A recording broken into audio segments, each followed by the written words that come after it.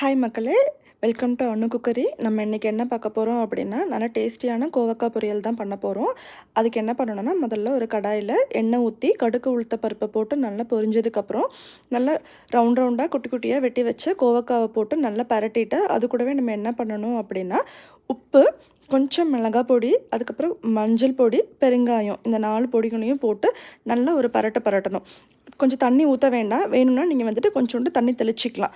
இது வந்துட்டு நீங்கள் கொஞ்சம் மீடியம் ஃப்ளேமில் வச்சுட்டு கொஞ்சம் நல்லா பரட்டினீங்க அப்படின்னா, அந்த சூட்டுலேயே கோவக்காய்க்கு போதுமானதளவாக இருக்கும். அந்த கோவக்காய் வந்து உங்களுக்கு நல்லா வெந்து வரும். அந்த ஸ்டேஜில் நீங்கள் என்ன பண்ணணும் அப்படின்னா, உங்கள்கிட்ட சாம்பார் பொடி இருந்துச்சுன்னா, நீங்கள் என்ன சாம்பார் பொடி இருந்தாலும் 1 ஸ்பூன் சாம்பார் பொடியை நீங்கள் வந்துட்டு அந்த கோவக்காய் பாதி வெந்து வர ஸ்டேஜில் நீங்கள் போட்டுட்டீங்க அப்படின்னா, அந்த கோவக்காய் பொரியலுக்கு நல்ல ஒரு மணமும் சுவையுமா இருக்கும். நீங்கள் என்ன பண்ணுங்கள், அந்த சாம்பார் பொடி போட்டு நல்லா பரட்டினதுக்கப்புறம் கொஞ்சமாக தேங்காய், உங்களுக்கு எவ்வளோ தேங்காய் தேவையோ அந்த தேங்காயையும் போட்டுட்டு நல்லா பரட்டினீங்க அப்படின்னா, அந்த கோவக்காய் பொரியல் நல்ல மணமாக இருக்கும். அந்த நீங்கள் என்ன அப்போ போல் நீங்கள் வந்துட்டு கோவக்காய் பொரியலை நல்லா பரட்டிகிட்டே இருந்தீங்கன்னா, அந்த கோவக்காய் நல்லா வெந்து வரும். காய் நல்லா வெந்துடும்.